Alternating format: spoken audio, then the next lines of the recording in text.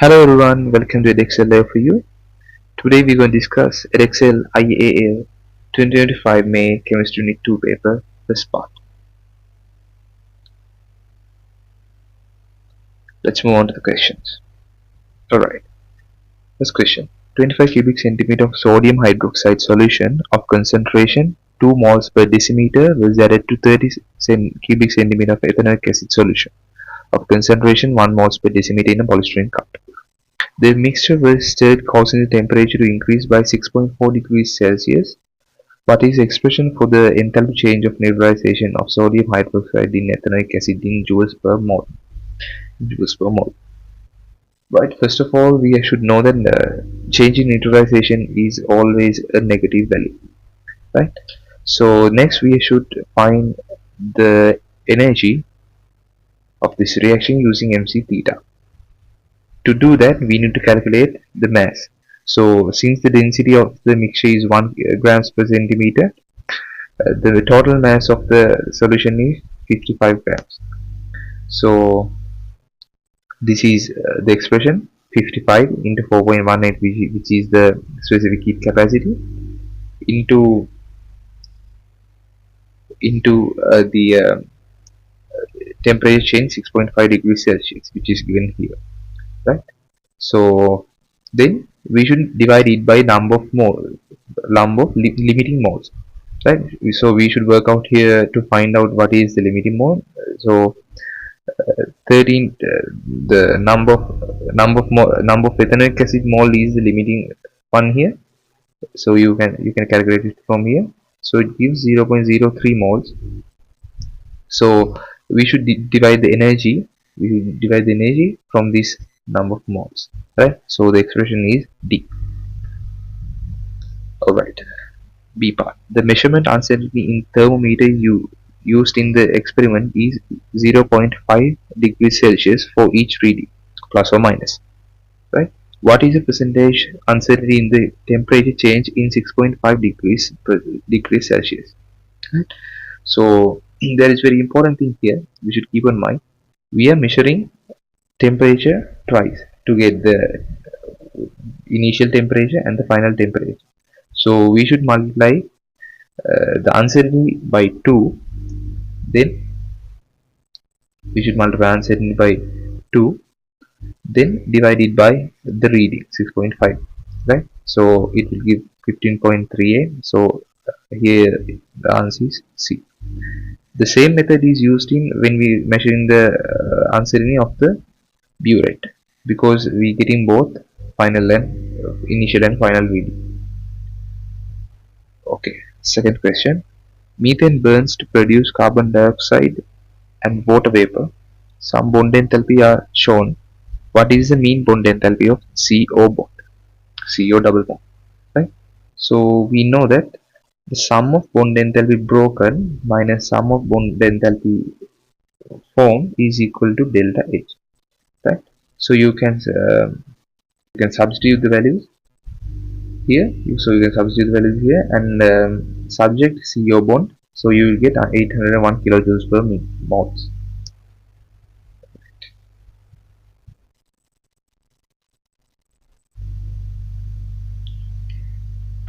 So B.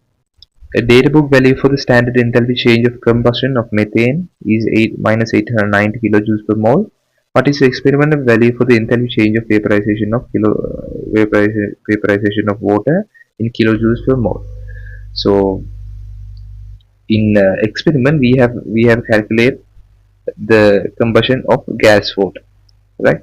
So but in data booklet they have given the combustion of liquid water. So combustion of gas water is equal to combustion of liquid plus delta H vapor of water, right? So you should divide answer by 2, because we are having 2 water molecules per in a reaction. So divide it by 2, so you'll get plus 40. Okay, third question. Which amine with molecular formula C3H9N has the lowest boiling temperature? Right? So we know that shorter the carbon chain, lower the boiling temperature, because it forms lower number of London forces, right? Shorter the carbon chain, lower the boiling temperature, lower the London forces. So it has low boiling temperature. So the answer is CH3. Okay. So the fourth question: an aqueous solution of potassium chloride is added to a solution of iodine in hexane and shaken. After time, two layers are formed. What is the color of each layer? So first of all, we should know that density of water is greater than the density of hexane, right? So in any condition, hexane will float. Hexane will float on water, right? So which in which the iodine mixes, right? The iodine mixes with hexane here. So the upper layer should be definitely purple color. So we have two answers here. So one says lower layer is yellow and one says lower layer is colorless. So what is correct? So it can't be colorless because some of the iodine dissolve in the water as well, right? So it gets kind of yellow color. So the answer is A. Fifth, which is the correct order of increasing oxidation number of nitrogen in NO, NO3 minus and NH3? Okay. So we know that the oxidation number of hydrogen is +1 in these compounds and oxidation number of oxygen is -2. So we should work out here to get the oxidation number of nitrogen in all compounds. So you'll get these answers: NH3 -3, NO +2, NO3 minus +5. So the answer is A. Sixth question: the most common source of iodine contain the iodate ions IO3 minus. Iodate ions react with iodide ions in acidic conditions as shown. The fourth reaction is best described as redox reaction. Why? It won't be a disproportionation reaction. You might think that is a disproportionation reaction, but no. Why? The iodine is, so you might think that the iodine is both undergoes both oxidation and reduction here, but the case is iodine is not from the same species, right? It not from the same compound. It is two different compounds here, right? So it won't be disproportionation reaction. So it is a redox reaction, right? To be a disproportionation reaction, the single element in one species should undergo both oxidation and reduction. Okay, the seventh question: which electron movement causes yellow color produced in a sodium chloride flame test? Okay, so when the electron in 3s orbital of sodium heated, it moves up to 3p orbital, right? So after some time, it bounces back again to 3s orbital from 3p to 3s, right? Here it releases energy. It releases energy. So the energies or the wavelength of the energy corresponds to the yellow light wavelength in the visible spectrum. So we can observe a yellow light. So the answer is an electron moving from 3p to 3s orbital, right? Electron moving from 3p to 3s orbital. The correct answer is B. Question number 8. 20 gram of impure sample of calcium carbonate is heated and decomposes completely. 3.6 decimeters of carbon dioxide is produced at room temperature and pressure.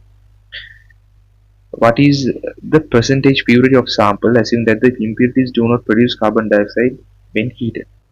Alright, so first of all we should know the equation of the reaction. So 1 calcium carbonate ion moles, 1 mole of calcium oxide and 1 mole of carbon dioxide, right? So here we know the volume of carbon dioxide and the molar volume of gas. So we can find out number of moles of carbon dioxide formed. So it's 0.15.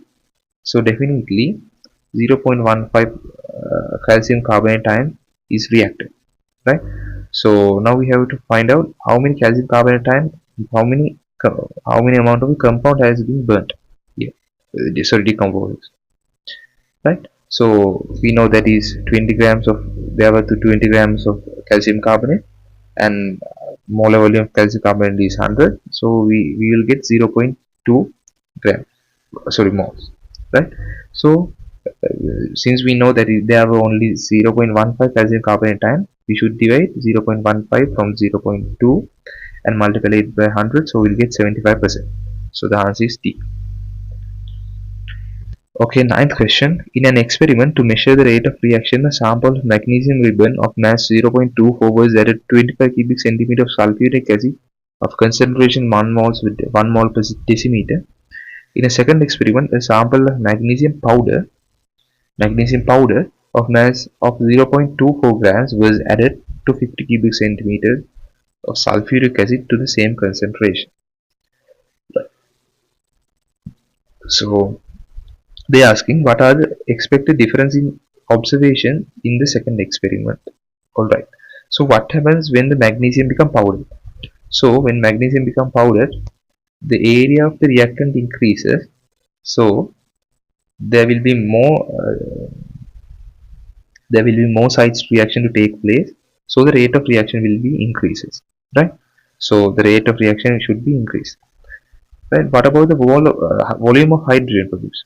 It won't change because same amount of hydrogen formed because magnesium is limited. Right. Here they have increased the volume of sulfuric acid. They have increased volume of sulfuric acid, but the mass of the number of moles of magnesium is still same. Number of mass of magnesium is still same.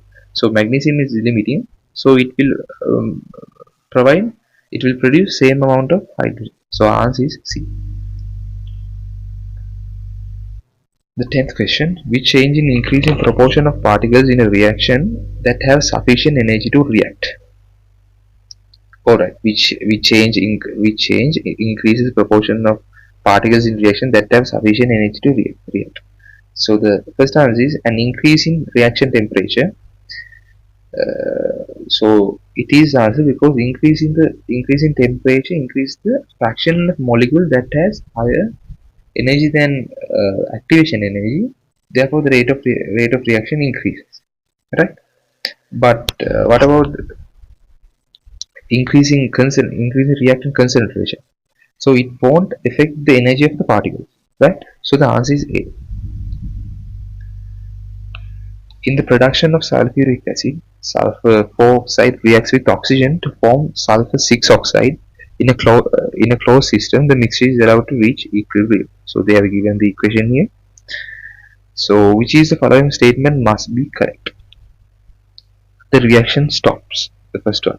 No, the reaction does not stops because reaction is in equilibrium, so reaction is ongoing. The sum of masses of sulfur 4 dioxide and oxygen is equal to the mass of sulfur 6 oxide. So it won't be correct because the number of moles in the equilibrium position is same and the molar MR value will be different. So the masses cannot be the same. Right? So C.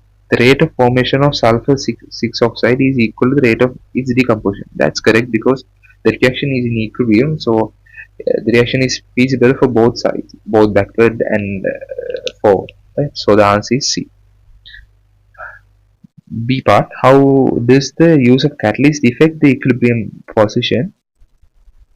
So it actually there will be no effect on the equilibrium because the catalyst increase the rate of both forward and backward reaction simultaneously, right? It will be increase the rate of reaction in both forward and backward simultaneously. So there will be no effect of position of equilibrium, right? So answer is D. 12th. The question is about organic compounds containing 4 carbon atoms. Which compound has peaks in its mass spectrum at MO visit 74 and MO visit 45? So 45 is given by CH3, CHOH. So it is equal to 45. So it is in butane 2-ol, and 74 maso charge gives the MR value of butane 2-ol. Right? So the answer is butane 2-ol. B part, which compound can be oxidized to form a ketone, right? So what forms a ketone? Ketone is formed from a secondary alcohol, right? So what is secondary alcohol here? Butane 2-ol is only secondary alcohol here, so it is the answer, right? Further, the oxidation of if we discover oxidation of alcohols, primary alcohols will oxidize to aldehyde and further carboxyl, right? You can refer more about this part in page 263 in your textbook. C part. Which compound forms red precipitate when warmed with Fehling solution? Right. So when warmed with Fehling solution, if it is giving red precipitate, that should definitely be an aldehyde, right? So the butanol is the only aldehyde here. So the answer is B. And also the Benedict solution gives the same result, right? Both Benedict and Fehling solution reacts with aldehyde when it is warm to form a red precipitate. Okay. 13th question. Halogen Rx react when warmed with aqueous nitrate in the presence of ethanol. The rate of reaction of 1-chlorobutane and 1-bromobutane and 1-isobutane were compared. The rate was fastest for 1-isobutane and slowest for chloroisobutane. Fastest for 1-isobutane and slowest for 1-chlorobutane, which is the best explanation for this reaction. So what is the difference between the iodine and the chlorine in these two species? The iodine has the larger larger size, larger radii than chlorine, because when we go down the group 7, the size of anion increases, right? So when the size of anion increases, the bond strength decreases because the strength of attraction between the central atom and the outermost electron decreases. So the answer is D, because it says the carbon halogen bond strength decreases going down the group because size of an ion increases, right? Okay, the part B. What is observed when 1-bromobutane is warmed with aqueous nitrate in presence of ethanol, right? So 1-bromobutane. So we know when halogens reacts with nitrate, chlorine gives a white precipitate, bromide gives a green precipitate, iodide gives a yellow precipitate, right? So here both answers B and C says that it gives green precipitate. So further, when the solution that formed precipitate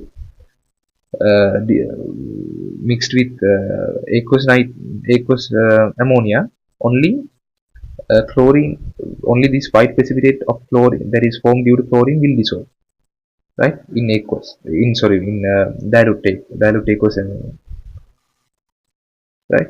Br will dissolve in conc concentrated ammonia, right? So it won't dissolve in dilute ammonia. So the answer is C, because it says the cream precipitate insoluble in dilute aqueous ammonia. So the answer is C.